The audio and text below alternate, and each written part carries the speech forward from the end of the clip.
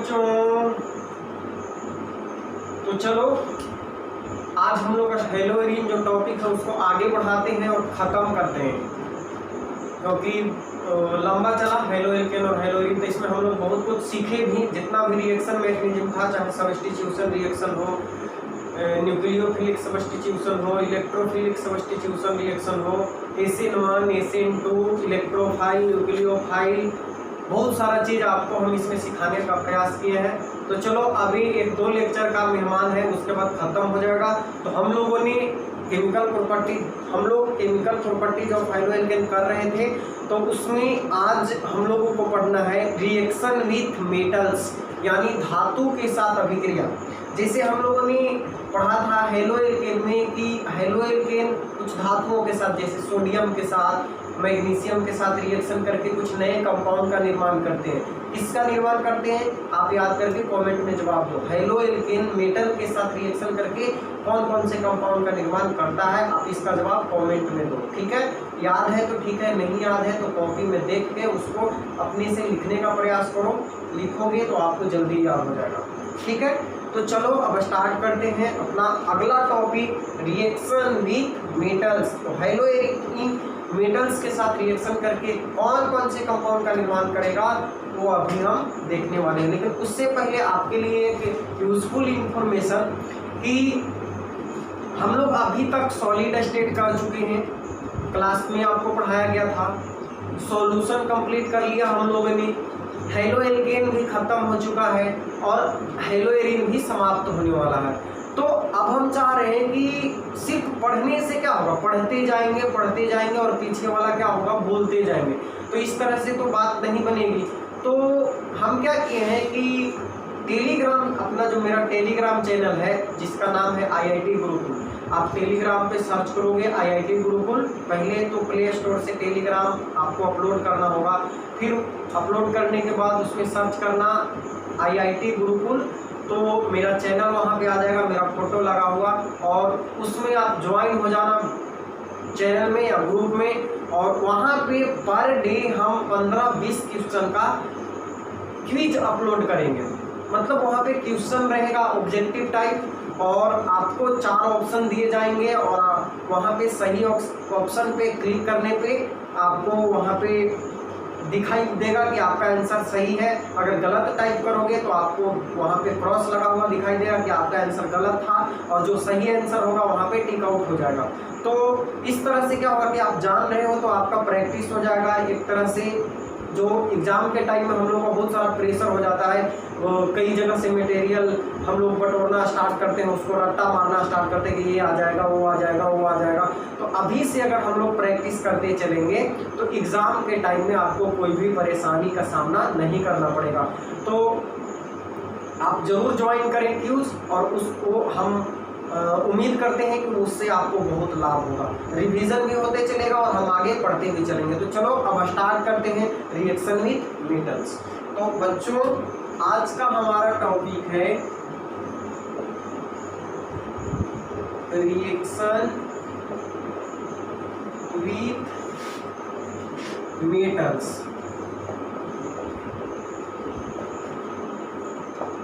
धातुओं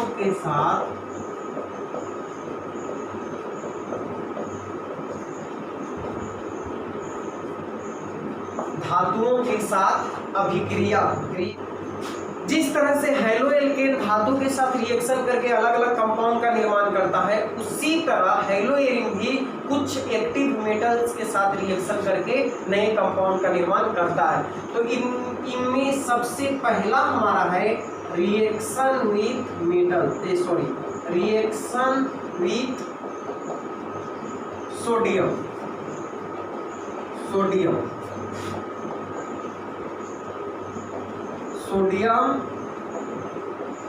के साथ अभिक्रिया।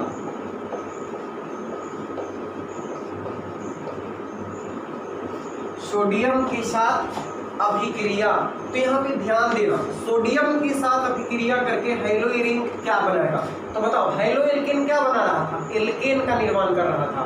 हेलोएल्केन सोडियम, हेलोएल्केन के 2 मॉलिक्यूल सोडियम धातु के साथ एनहाइड्रस ईथर की उपस्थिति में रिएक्शन करके एल्केन का निर्माण कर रहा था। जस्ट उसी तरह का रिएक्शन यहाँ भी होगा। जैसे देख लो, हमारे पास एक है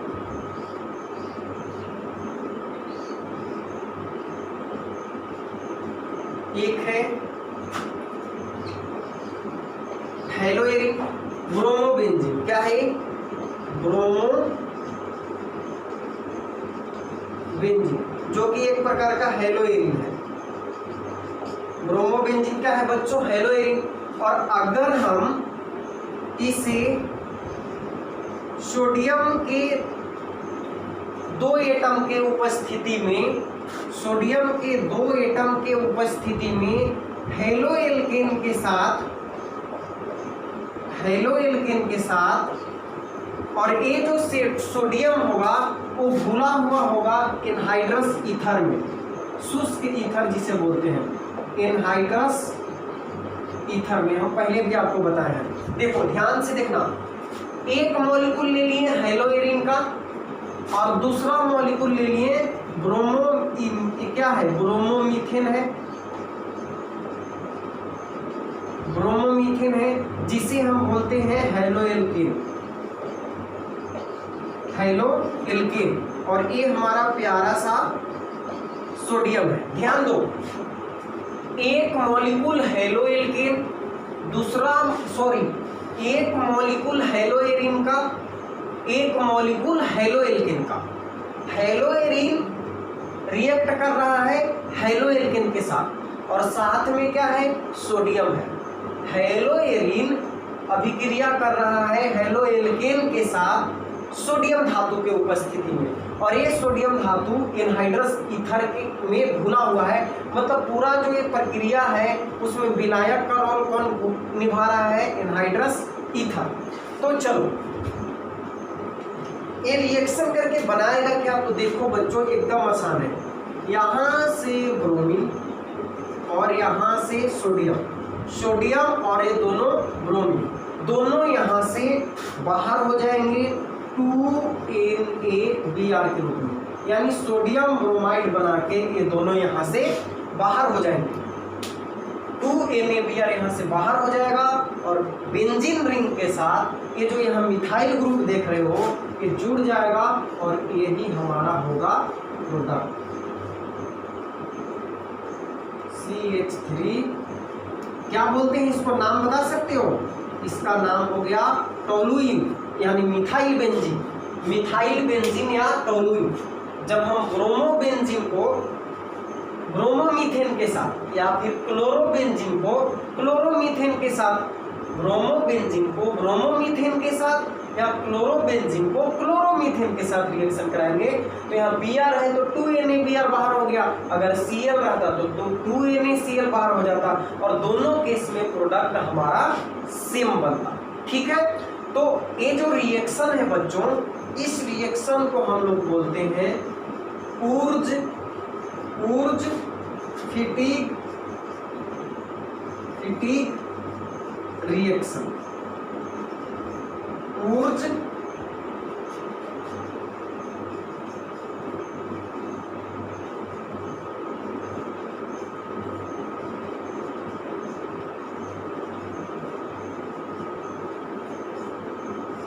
फिटिग अभिक्रिया के नाम से इसे हम जानते हैं।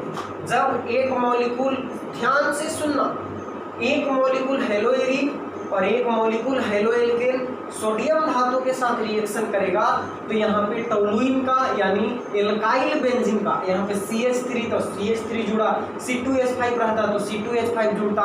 मतलब हम बोल सकते हैं, अभी तो इसका नाम स्पेशल नाम टोलुइन है, लेकिन अगर ऐसे कॉमन नेम बोलना चाहिए तो मिथाइल बेंजीन, और नहीं तो इथाइल रहता तो इथाइल बेंजीन, प्रोपाइल रहता तो प्रोपाइल बेंजीन।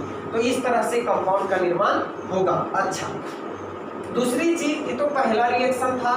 दूसरा रिएक्शन देख लो, यहाँ पे ए सोडियम के साथ रिएक्शन ए हुआ, उसके बाद दूसरा याद रखना बी। अगर हम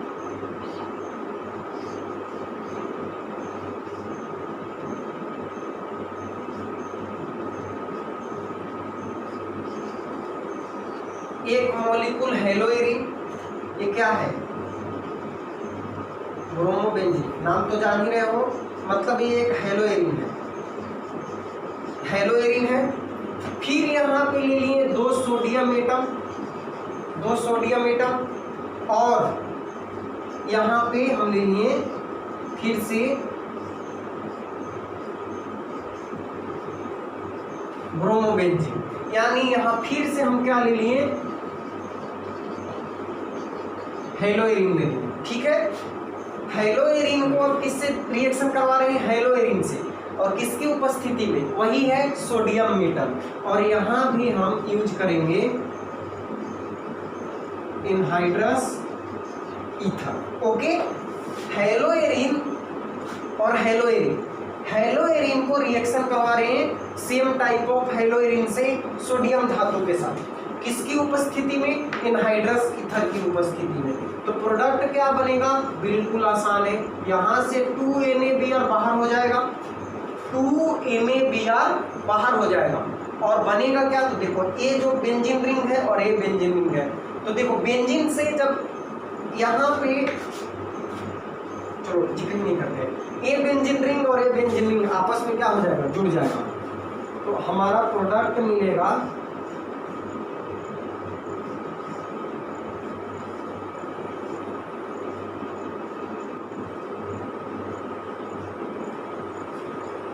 इस तरह से। ये दोनों बेंजीन रिंग जो है आपस में जुड़ जाएंगे और इसका नाम होगा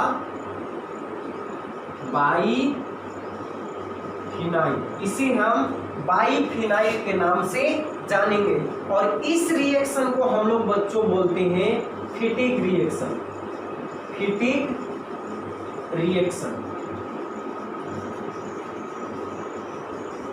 फिटिक अभिक्रिया, फिटिक अभिक्रिया।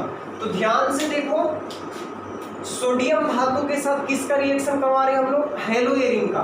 तो जब एक हेलोएरिन दूसरे हेलोएल्केन के साथ सोडियम की उपस्थिति में रिएक्शन करता है तो एल्काइल बेंजीन बनता है और यहाँ पे सोडियम हेलाइड बाहर हो जाता है, और इस रिएक्शन को हम बोलते हैं ऊर्ज फिटिक अभिक्रिया। क्या बोलते हैं, ऊर्ज फिटिक अभिक्रिया।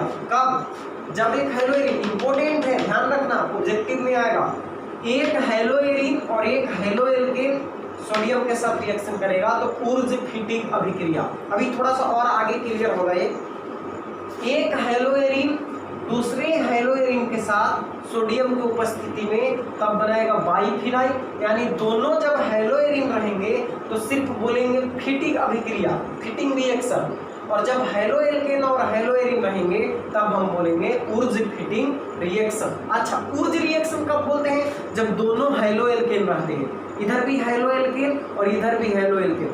हेलोएल्केन का 2 मॉलिक्यूल सोडियम के साथ रिएक्शन करता है तो हो गया ऊर्ज रिएक्शन, एक हेलोएल्केन और एक हेलोएरिन तो ऊर्ज फिटिक रिएक्शन, और दोनों के दोनों हेलोएरिन तो फिटिक रिएक्शन। तो इस तरह से आप इसे समझ सकते हो, लिख लो। अब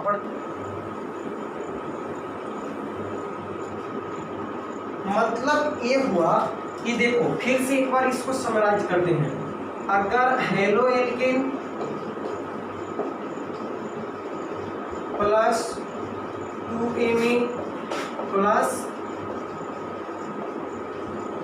हेलोएल्केन, ठीक है, हेलोएल्केन और हेलोएल्केन रिएक्शन करेगा सोडियम की उपस्थिति में, और यहाँ पे क्या रहेगा, एनहाइड्रस ईथर। तो इस रिएक्शन को हम क्या बोले थे बच्चों, ऊर्ज रिएक्शन, ऊर्ज रिएक्शन, इसे हम बोले थे ऊर्ज रिएक्शन पहला। दूसरा ये भी है, याद रखना, एक haloalkane plus sodium metal plus दूसरा हेलोएरिन, हेलोएरिन यही कंडीशन रहेगा सेम, तो इसे हम बोलेंगे Wurtz Fittig reaction, Wurtz Fittig reaction. और तीसरा याद रखना है कि haloarene plus sodium metal plus हेलोएरिन,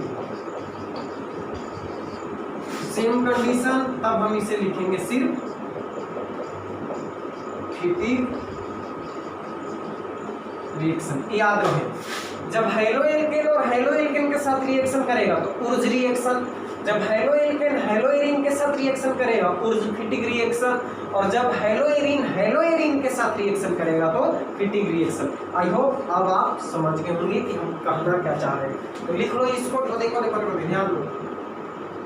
next reaction है हमारा रिएक्शन नंबरिंग आप अपने हिसाब से देते जाना कौन सा रिएक्शन हुआ। ऐसे अगर हम रिएक्शन विथ मेटल की बात करें तो ये सेकेंड रिएक्शन हुआ, ठीक है। रिएक्शन विथ मैग्नीशियम, मैग्नीशियम धातु के साथ अभिक्रिया। तो ध्यान से देखो, हम लोग जानते हैं कि हेलो एल्केन मैग्नीशियम के साथ रिएक्शन करके क्या बनाता है बताओ, ग्रिग्नार्ड रिएजेंट। हाँ, तो यहाँ भी वही बनेगा। ध्यान दो, जैसे मान लो कि अपने पास क्या लिखने वाले हैं बताओ तो, क्लोरीन ब्रोमीन या आयोडीन, क्या लिखने वाले हैं? आयोडीन, ब्रोमीन, कुछ भी लिख सकते हैं। ब्रोमीन ब्रोमोबेंजीन प्लस मैग्नीशियम, ये है ब्रोमोबेंजीन। क्या है? ब्रोमोबेंजीन, दिस इज मैग्नीशियम, और इसको रिएक्शन करवाएंगे एनहाइड्रस ईथर की उपस्थिति में। तो क्या बनेगा? RMgX बनता है, तो यहाँ पे भी ग्रिग्नार्ड रिएजेंट ही बनेगा भाई, कोई चेंज नहीं होगा। क्या बनेगा? Benzyl sorry phenyl magnesium bromide, ये हो गया ग्रिग्नार्ड रिएजेंट। जितने भी प्रोडक्ट होंगे सबका नाम ग्रिग्नार्ड रिएजेंट देंगे।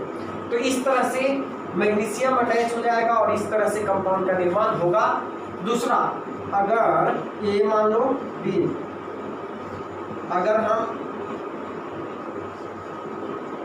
यहाँ पे आयोडोबेंजीन ले लेते हैं, आयोडोबेंजीन, और इसे मैग्नीशियम के साथ रिएक्शन कराती हैं, यहाँ भी डालते हैं क्या? एनहाइड्रस ईथर, तो ये भी सेम प्रोडक्ट का निर्माण करता है। यहाँ भी आपको विशेष दिमाग लगाने की, कुछ याद रखने की जरूरत नहीं है। यहाँ भी ग्रिग्नार्ड रिएजेंट का ही निर्माण होगा। और नेक्स्ट, अगर हम यहाँ पे ब्रोमोबेंजीन या आयोडोबेंजीन की जगह पे क्लोरोबेंजीन का यूज करते हैं, तो इसमें थोड़ा सा लफड़ा है। ये क्या है? क्लोरोबेंजीन है, तो इसमें लफड़ा क्या है? ये थोड़ा कम रिएक्टिव है, लेस रिएक्टिव। लेस मतलब कम, लेस रिएक्टिव है मतलब कम रिएक्टिव है। तो रिएक्शन तो करेगा, ऐसा नहीं है कि नहीं करेगा, बिल्कुल करेगा, लेकिन यहाँ पे आपको देना होगा THF। एनहाइड्रस ईथर की जगह इसको रिप्लेस कर देंगे THF। अब ये क्या है? इसका नाम है बच्चों टेट्राहाइड्रोफ्यूरोन। क्या नाम है? Tetrahydrofuran, tetrahydrofuran. तो टेट्राहाइड्रोफ्यूरोन के उपस्थिति में, टेट्राहाइड्रोफ्यूरोन के उपस्थिति में जब रिएक्शन करेगा तब फिर ये ग्रिग्नार्ड रिएजेंट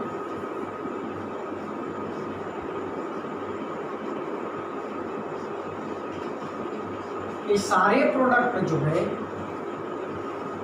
इन्हें हम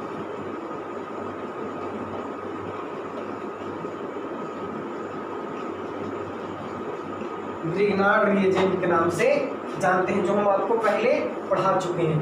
तो ब्रोमोबेंजीन मैग्नीशियम के साथ एनहाइड्रस ईथर की उपस्थिति में, आयोडोबेंजीन मैग्नीशियम के साथ एनहाइड्रस ईथर की उपस्थिति में, और क्लोरोबेंजीन मैग्नीशियम के साथ टेट्राहाइड्रोफ्यूरोन की उपस्थिति में रिएक्शन करके ग्रिग्नार्ड रिएजेंट का निर्माण करते हैं। तो ये था रिएक्शन विथ मैग्नीशियम, इसे भी आप लिख लो। चलो नेक्स्ट रिएक्शन है अपन लोगों का तीसरा ना, रिएक्शन विथ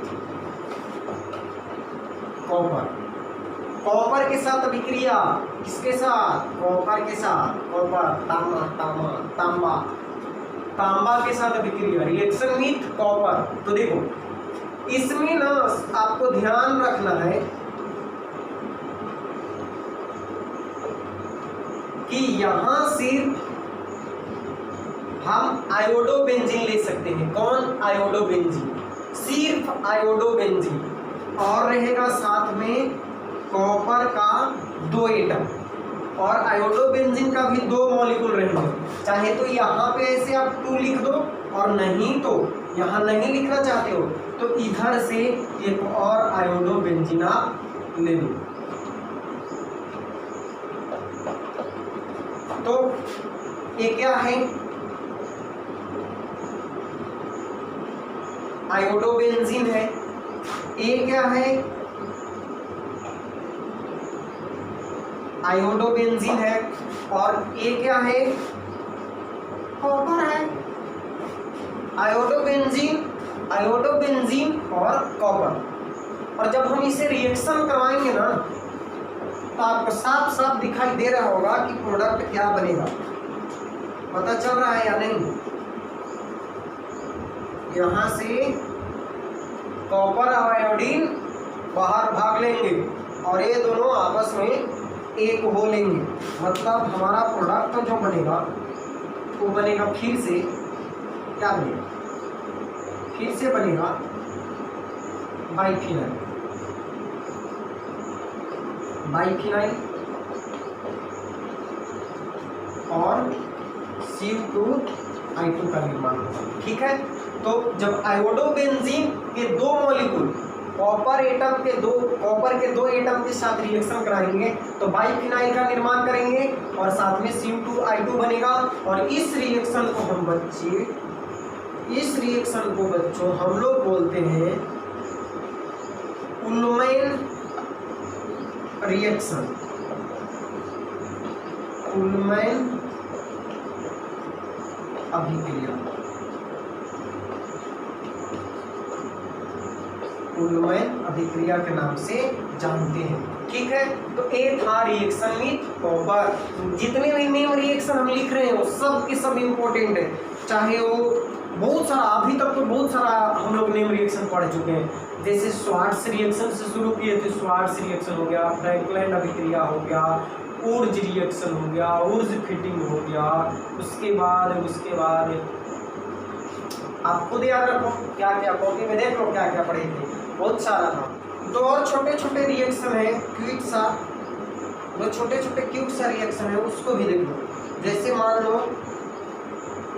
कि हमारे पास ब्रोमोबेंजीन है, इसको लिथियम के साथ रिएक्शन करवाते हैं।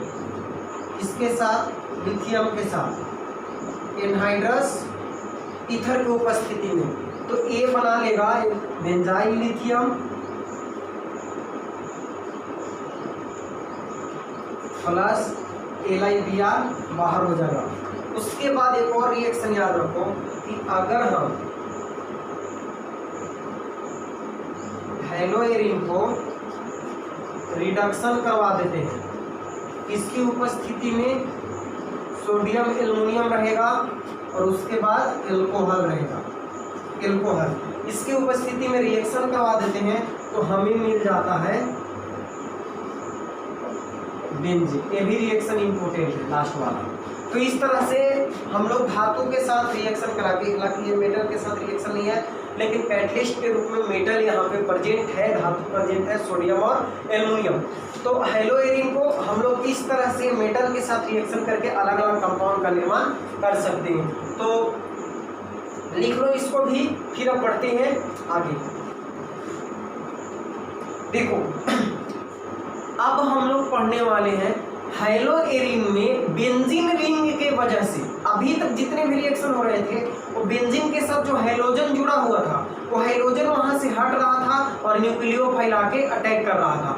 मतलब न्यूक्लियोफिलिक सब्स्टिट्यूशन रिएक्शन था। न्यूक्लियोफाइल अटैक कर रहे थे, हेलोजन बाहर निकल रहा था। लेकिन अब हम बेंजीन रिंग के वजह से हेलोइरिन में कौन कौन से रिएक्शन होंगे। तो बच्चों याद रखना, बेंजीन रिंग जो है न्यूक्लियोफिलिक सब्स्टिट्यूशन में भाग नहीं लेता है, वो इलेक्ट्रोफिलिक सब्स्टिट्यूशन रिएक्शन में भाग लेता है। यानी बेंजीन रिंग में जितने भी सब्स्टिट्यूशन रिएक्शन होंगे वो सब के सब इलेक्ट्रोफिलिक नेचर के होंगे। तो ध्यान देना यहाँ पे सब्स्टिट्यूशन रिएक्शन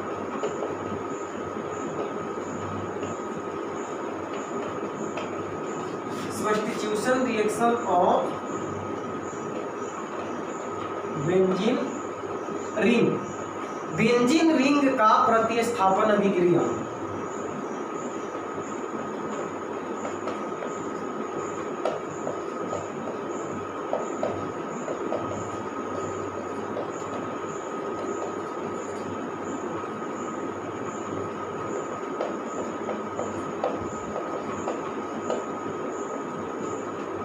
बेंजीन रिंग का प्रतिस्थापन अभिक्रिया। तो पहली चीज तो याद रखना कि ऑल सब्स्टिट्यूशन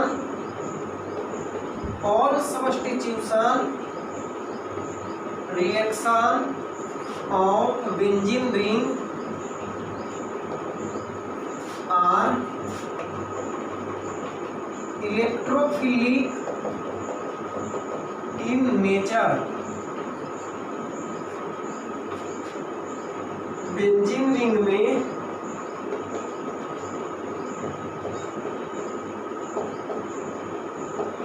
होने वाले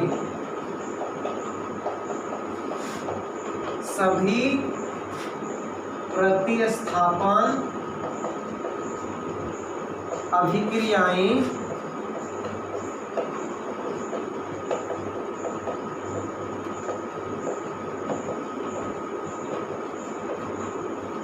इलेक्ट्रॉन्स में ही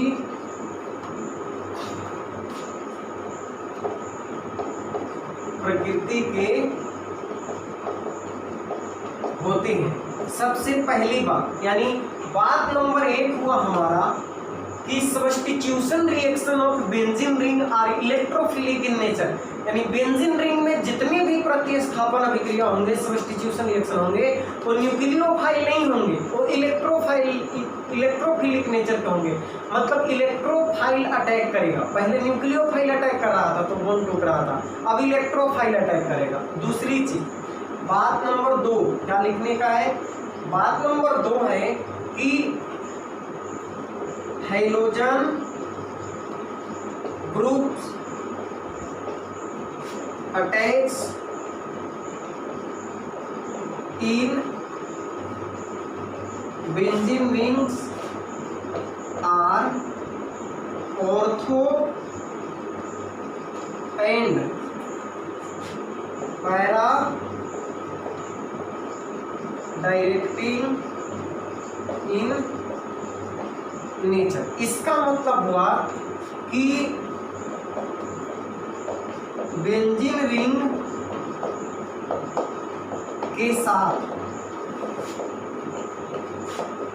जुड़े हुए हैलोजन समूह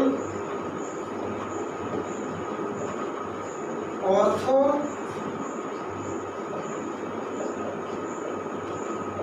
एवं पारा निर्देशित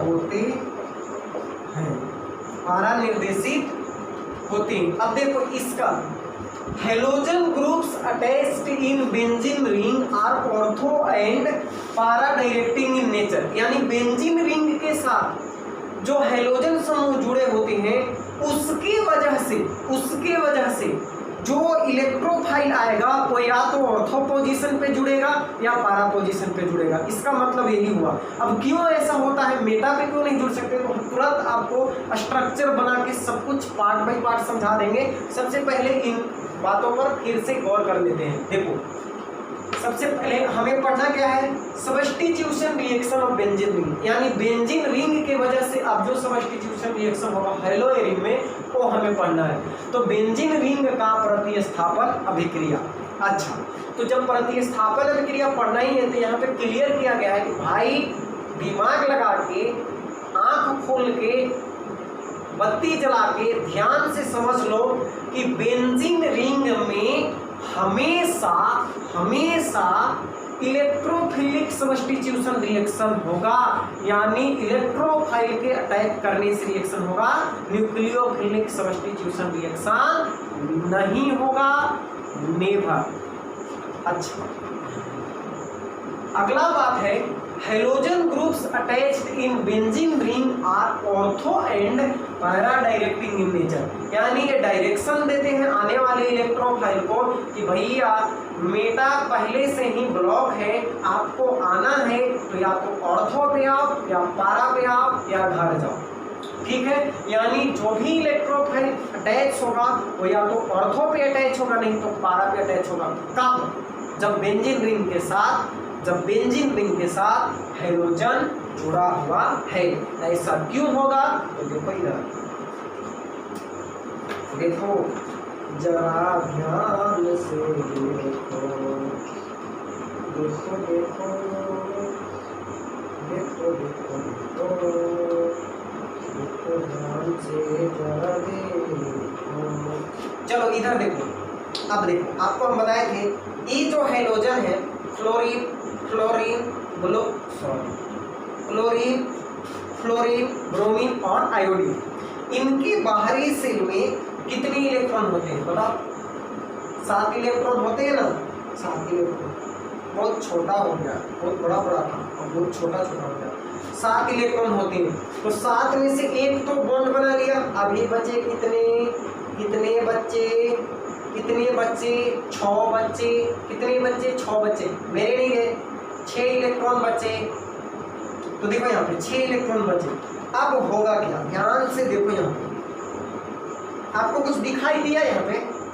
हाँ, अभी आप ही तो बता रहे थे 6 बचे किसके, यहाँ पे 6 इलेक्ट्रॉन बचे। तो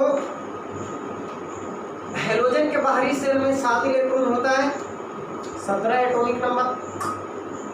जैसे क्लोरीन देख लो 17, 2 8 7, फ्लोरीन देख लो 9, तो 2 और 7, ब्रोमीन देख लो 35, तो 2 8 18, और इस तरह से करके। तो बाहरी सेल में जितने भी हेलोजन हैं सबके बाहरी सेल में 7 इलेक्ट्रॉन, 7 में से एक बॉन्ड बना लिया तो 6 बचे, यानी 3 लोन पेयर। अब क्या होगा? Lone pair single double, lone pair single double, lone pair single double, क्या होगा? रिजोनेंस होगा। तो रिजोनेंस होगा तो ये लोन पेयर जाके यहाँ पे डबल बॉन्ड बनाएगा, अब ये डबल बॉन्ड जाके यहाँ पे लोन पेयर और निगेटिव चार्ज बनाएगा। तो आगे हमारा स्ट्रक्चर कुछ इस तरह का हो जाएगा।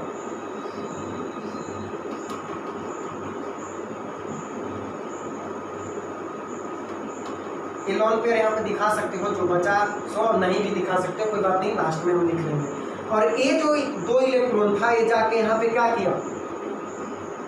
डबल बॉन्ड का निर्माण कर लिया, और यहाँ पे जो डबल बॉन्ड था वो ब्रेक हो गया, और ब्रेक होने के बाद यहाँ पे फिर से हमको 2 इलेक्ट्रॉन और निगेटिव चार्ज मिलेगा।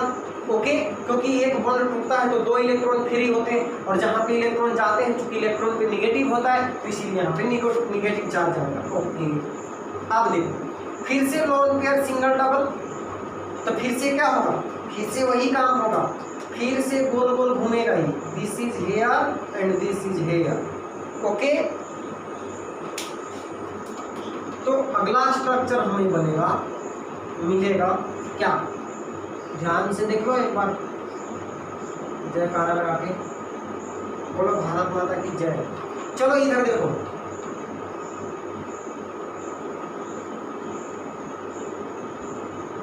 अब ये जाके यहाँ पे डबल बॉन्ड बना देगा इलेक्ट्रॉन जो है, और यहाँ का जो बॉन्ड है वो टूटेगा, और यहाँ पे फिर से हमें मिलेगा लोन पेयर और निगेटिव चार्ज, और यहाँ डबल बॉन्ड है ही, देख लो। अच्छा, फिर से यहाँ देखो लोन पेयर सिंगल डबल, अभी और रिजोनेंस होगा। कई बार तो बताए हैं, अब तो सीख गए होगे ना, 11th में भी बहुत पढ़ाई थी, लेकिन तुम लोग तो खबरे क्या बोलने वाले थे, वही हो एस एस एस। यहाँ पे देखो अगला स्ट्रक्चर हमारा क्या बनेगा? बड़ा डांस करना पड़ रहा है भाई। मैं जहाँ रहूं, मैं जहाँ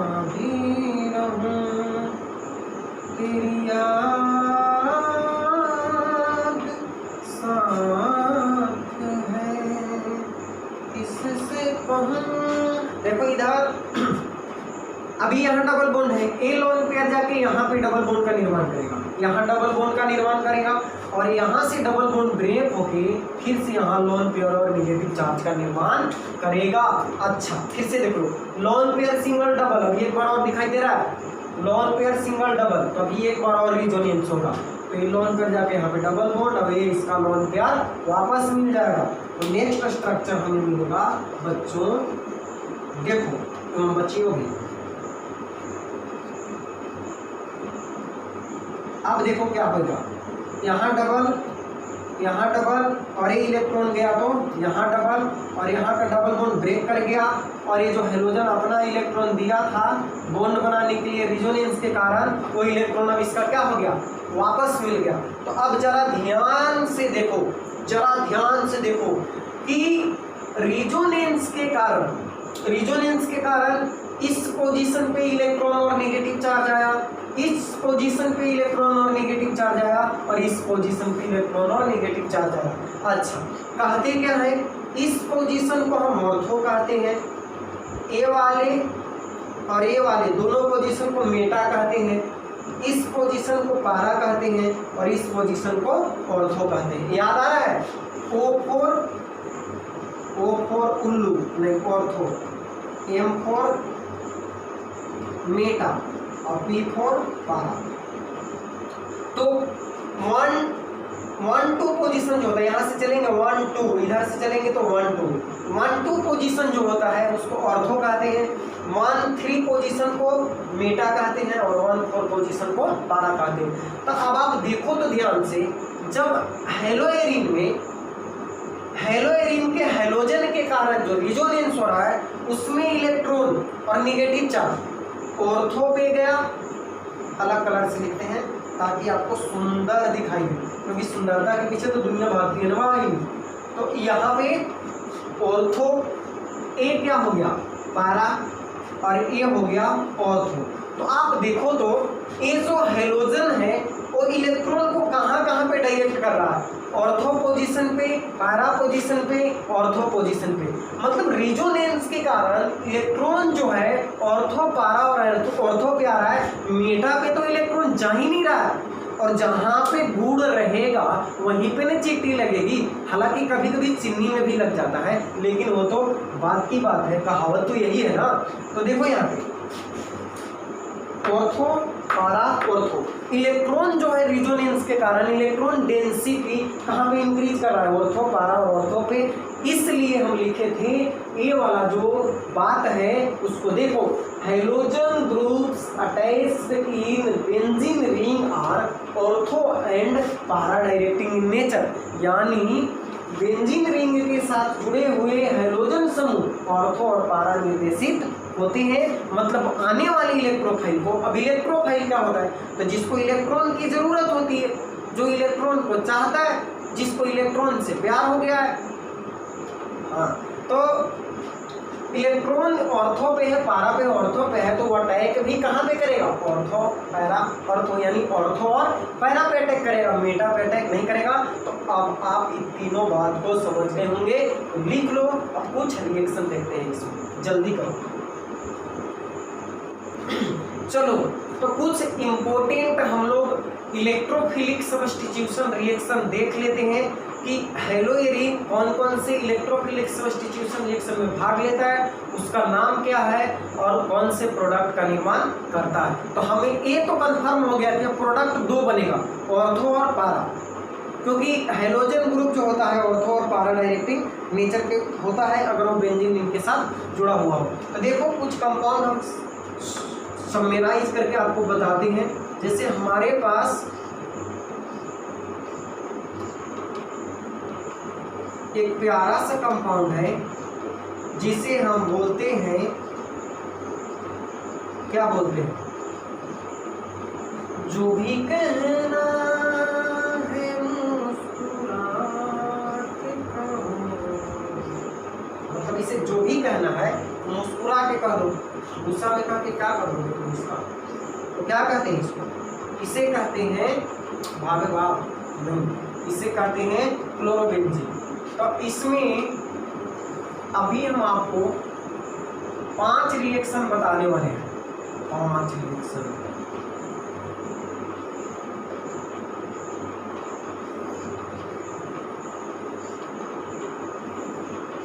ये 5 रिएक्शन है। इसमें से फर्स्ट रिएक्शन है, देखो थोड़ा सा और बड़ा बड़ा करते हैं।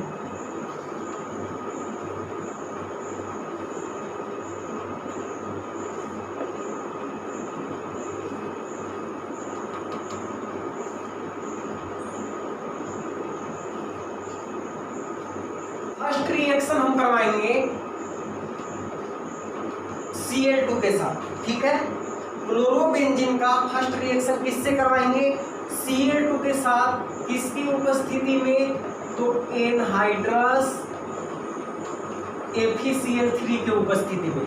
एनहाइड्रस FeCl3 या AlCl3 भी आप यहाँ पे ले सकते हो। इन दोनों के बारे में हम बताएं कि लुईस एसिड होते हैं। तो हेलोजन के साथ यानी क्लोरीन के साथ तो एनहाइड्रस FeCl3, ब्रोमीन के साथ एनहाइड्रस FeBr3 के साथ रिएक्शन कराएंगे। इस रिएक्शन को हम लोग बोलते हैं बच्चों हेलोजेनेशन। क्या बोलते हैं? हेलोजेनेशन। हिंदी वाले भी यही नाम याद रखना, हेलोजेनेशन। ऐसे आप हेलोजनीकरण कह सकते हो, तो हेलोजेनेशन ही ज़्यादा अच्छा है। अब जब Cl2 के साथ रिएक्शन कराओगे बच्चों, तो हम आपको बताए हैं कि ये जो हेलोजन है ऑर्थो और पैरा डायरेक्टिव नेचर का होता है। तो ये जो 2 क्लोरीन आपको दिखाई दे रहा है वो ऑर्थो पे जुड़ेगा और पैरा पे जुड़ेगा, ठीक है। तो हमारे पास 2 प्रोडक्ट होंगे। 2 प्रोडक्ट कौन कौन से होंगे? एकदम प्यारे से कंपाउंड होंगे। एक तो ये होगा ऑर्थो डाइक्लोरोबेंजीन और दूसरा होगा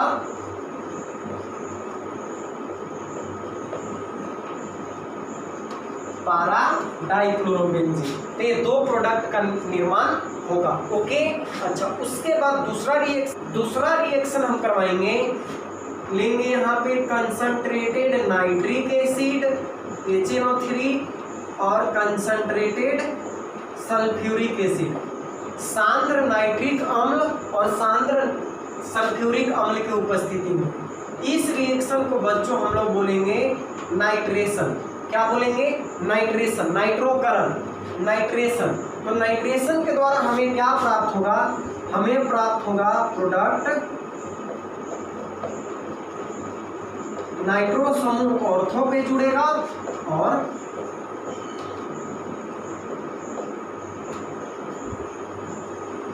पारा पे जुड़ेगा, ठीक है। तो ये दोनों प्रोडक्ट हमें मिलेगा नाइट्रेशन का। उसके बाद आगे देखो, अगर आप इसे रिएक्शन करवाते हो कंसंट्रेटेड सल्फ्यूरिक एसिड के साथ, सिर्फ और सिर्फ यहाँ पे कौन था? सांद्र नाइट्रिक एसिड था और सांद्र सल्फ्यूरिक एसिड था। अगर हम सिर्फ कंसंट्रेटेड सल्फ्यूरिक एसिड ले लेते हैं तो इस रिएक्शन को हम लोग बोलते हैं बच्चों सल्फोनेशन। क्या बोलते हैं? सल्फोनेशन, सल्फोनीकरण। और यहाँ पे हमें 2 प्यारा सा प्रोडक्ट मिलता है, SO3H, और इसमें कहाँ पे जुड़ेगा?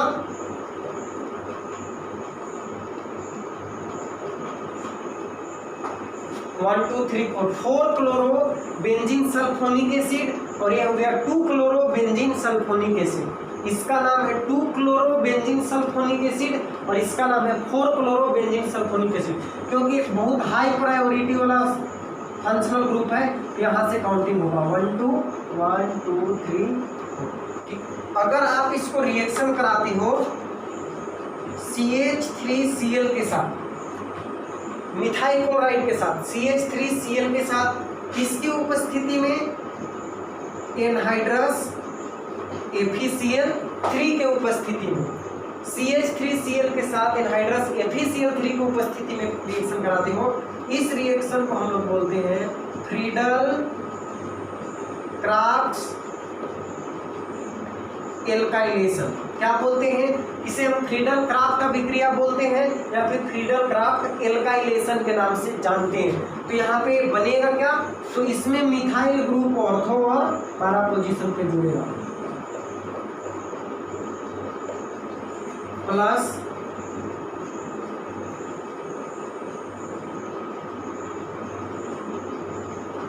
ठीक है।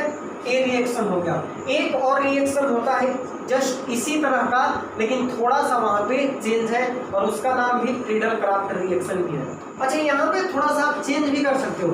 एनहाइड्रस FeCl3 लिए हो ना, यहाँ भी लिए हैं तो हम बोले थे AlCl3 भी ले सकते हो, यहाँ पे हम एनहाइड्रस AlCl3 ले लेते हैं ताकि आपको याद रहे। ठीक है, उसके बाद देखो अगला रिएक्शन हम करवा सकते हैं CH3COCl, इसको बोलते हैं मिथेनॉइल क्लोराइड। मिथेनॉइल क्लोराइड किसकी उपस्थिति में, वही कंडीशन रहेगा एनहाइड्रस AlCl3 के उपस्थिति में। और इस रिएक्शन को भी हम बोलते हैं बच्चों फ्रीडल क्राफ्ट एसाइलेशन। ऊपर वाले को एल्काइलेशन क्योंकि एल्काइल ग्रुप जुड़ रहा था, यहाँ पे एसाइलेशन क्योंकि एसाइल ग्रुप जुड़ेगा। तो देखो प्रोडक्ट मिलेगा COCH3 ऑर्थो पे प्लस COCH3 पारा पे। तो इस तरह से एक कौन सा रिएक्शन हो, सब कुछ इलेक्ट्रोफिलिक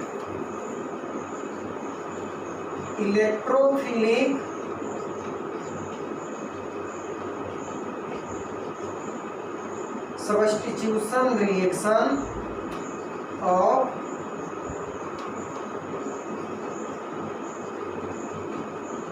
बेंजीन रिंग।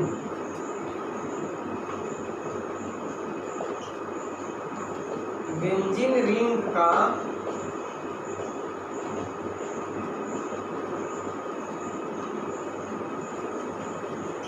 इलेक्ट्रॉन्स में ही